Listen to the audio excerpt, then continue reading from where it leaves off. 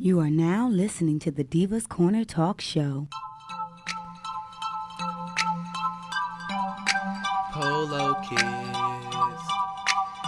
polo. Polo kid. Designer diva, probably eating sleep Gucci, boutiques and high-end fashion store. I don't see her, and she's the perfect passenger appliance. I just brought her here so she can ride as my diva. She could be my, she could be my diva. She could be my, she could be my diva. So would you be my, would you be my diva? Designer. Welcome back to the Divas Corner Talk Show this evening with your number one host, Diva Sheeta. I want to thank you for tuning in. This evening, we're going to be talking about a really huge issue, the Golden Globe Awards last night, and a powerful statement that was being made out there by women of Hollywood and all across the nation. From childhood actor Corey Feldman to actress Ashley Judd, pedophilia and sexual harassment became the talk of the year in 2017. Accusations from women in Hollywood to women in hospitality were widespread and went viral across the nation. This evening, we're going to be discussing the unified movement made by victims and activists on the red carpet of the Golden Globe Awards last night to this past month's edition of Times Magazine naming the Silence Breakers as 2017 Person of the Year. We can't all be sluts. We can't all be asking for it. I am here to give you permission to be angry. This reality might not have to be our reality anymore. I felt this crushing sense of powerlessness. This is the time to take my power back.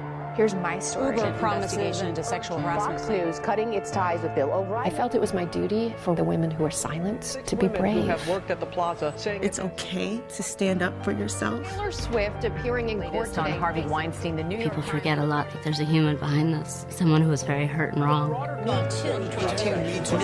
James Spacey now under criminal investigation. We just learned this moments ago. has been fired. I always thought maybe things could change for my daughter. I never thought things could change for me. Welcome back to the Divas Corner Talk Show with your number one host, Diva Sheeta. Thank you for tuning in to the second part of my podcast. Tonight we're talking about sexual harassment and the fashionable statement that was made yesterday on the Golden Globes red carpet last night with women like Oprah Winfrey, Halle Berry, Meryl Streep, Ashley Judd, and it was in lieu of unison of protesting. Even men came out like Common, believe it or not, who wore all black to represent all the reports and allegations of sexual harassment in Hollywood and across the nation. I have with me this evening April Preston. Say hello, Miss Diva. Hello. How are you? Welcome to the Divas Corner Talk Show. Glad to be here. Thank you so much for joining me for this little second half of my show. So I know that I'm not sure if you watched the Golden Globes yesterday. I did not, but I am aware of I don't know if it was called the blackout or whatever it was called, but yeah, I'm aware of what the fashion statement that they were making. They haven't quite got a name on it, so some people are calling it the hashtag Me Too movement. Yeah. I don't know what I read something about it being called Time's Up movement, so I'm not really sure. Yep. But I am glad that they decided to band together and take that to the red carpet and speak out vocally in a public arena like that. And then especially using fashion as a statement to make this defining movement happen. What are your thoughts on that, about using fashion as a statement, a big event like the Golden Globes 75th Awards show? I think that it was a smart move. I'm not sure, as we just said, not sure who decided on that movement or who came up with the idea. But I think fashion can be a very powerful statement, especially when you're dealing with something as big as Hollywood. It's saying, okay, I have a voice too, but I'm going to show you how we're going to do it in terms of using fashion, because that being one of the biggest nights in Hollywood, awards nights, because this is starting the awards season. And the question is always, who are you wearing? And what are you wearing? So because I actually didn't get to see the red carpet. I do usually watch it, but I didn't get to see it yesterday. wondering what the commentary was on, like if Ryan Seacrest was actually asking, as opposed to what are you wearing? Why are you wearing black, and talking about the movement, because then that gives the opportunity for people to look at it from a different perspective. Even if you're not consciously, and I don't know how you couldn't be, but consciously aware of the things, or even want to admit to the things that are going on. When you see like a sea of black, everybody wearing black, that's gonna make you talk. Right. It's gonna make you say, okay, what's going on? What's going on? Like, we really need to be paying attention to this. I know you missed it last night, but Oprah Winfrey, she received the Cecil B. DeMille Award last night. Mm-hmm. And she gave a powerful 10-minute speech reaching out to young girls, from the time that she grew up into the movie industry in Hollywood. Things have changed, and women didn't have as much rights and advancements as we have now. We're at the broadcasting school. You're one of my instructors, and one of the questions that I wanted to ask you is, what are your thoughts on women advancing in the broadcasting career position, like journalists and news anchors, producers, actors, etc., these careers that were predominantly ran by men, and how should they handle sexual harassment in the workplace or in the industry, period? Okay. So that's, like, my expression is like, wow, because it's a loaded question, and it's a good question. And it's also one of those questions that I'm not sure if I have the right answer for it, meaning that it's been happening for such a long time that I'm not, I guess I think people have just kind of turned a blind eye to sexual harassment, but and just kind of now thinking that, oh, it's just now happening. No, it's just not now happening. This has been happening since forever, really since the beginning of time. But I'm not going to get all into all into it. But because, well, let me just say this: as far as I did see some of Auntie Oprah's, because she's like the aunt in my head. Speech. And of course, anytime I feel like I hear Oprah, anything that she says is always something meaningful and powerful, and really speaks to the spirit. And I did see something where she was like, speaking your truth is is the most powerful thing that you can do.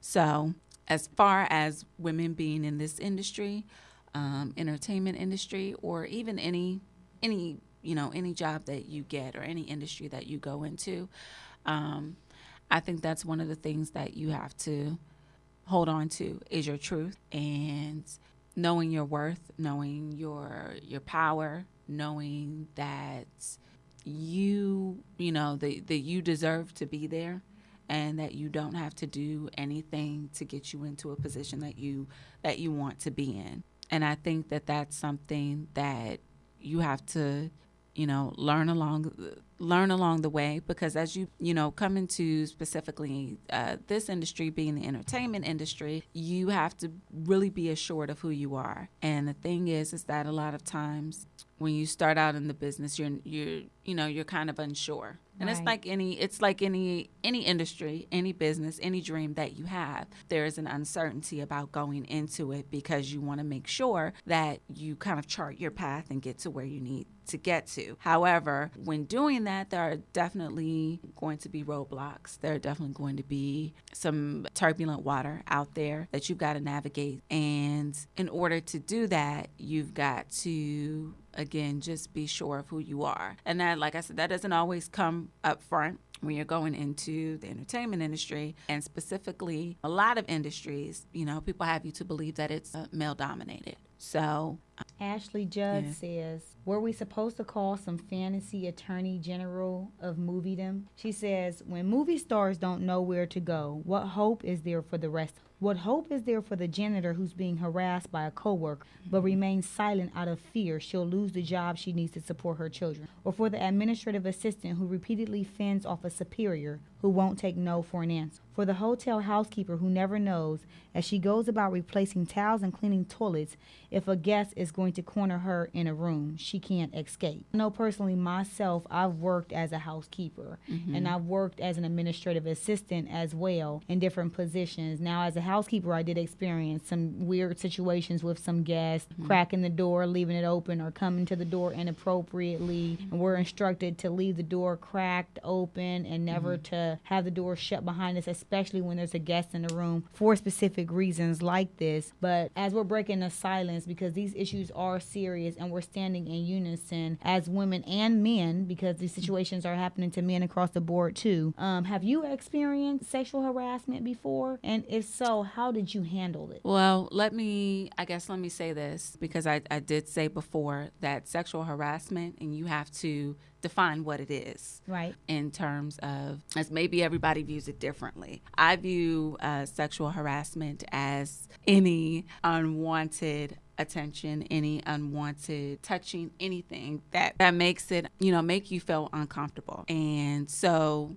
it starts with when it's such a hard question to answer, because it's not hard, but it makes me, I guess, sad to think that this kind of harassment happens to young girls. It starts when you're young. Okay, so and it starts with defining the roles, the gender roles of men and women, and what men are supposed to be and what women are supposed to be. So having said that, yes, I have been harassed before, and it's been from walking down the street. I was talking about that in my first half of the show, or it could be like a person who's supposed to be a friend and it's their man, and like they leave the room and he's making looks and eyes. Right. And gestures or groping himself. I've dealt with situations like that. And I think another instance is when, women are, that's just like kind of an everyday thing. And an everyday thing, women just walking down the street, the catcalls, all of that kind of stuff. And not everyone considers that harassment, but I consider that harassment. Right. In the way that, depending on the way that you're approaching someone, the things that you are saying to someone, just, going out to a club or something like that. I mean, it's people who subject the way that you dress into a manner to try to deflect on why they are. I had someone this past week, just a Facebook friend of mine, and, he insinuated something sexual, and I had to correct him right then and there where he was at. And I was like, look, I've done nothing. I've said nothing to insinuate for these sexual comments, and it's unacceptable. But I've come to a point in my life where I'm now in my mid-30s, and I'm not going to tolerate sexual harassment. I'm going to speak up about it. If it makes me uncomfortable, I'm going to let you know, definitely right off the bat, because it's a certain way that you need to make sure you are not going out here disrespecting people. So if it's sexual in any sense, if you wouldn't say it to your mother, you wouldn't say it to your cousins, then you shouldn't be saying it to me. You need to come at me with respect like you expect to be respected from other people. And it goes across the border from gender as well, too, because there's women out here,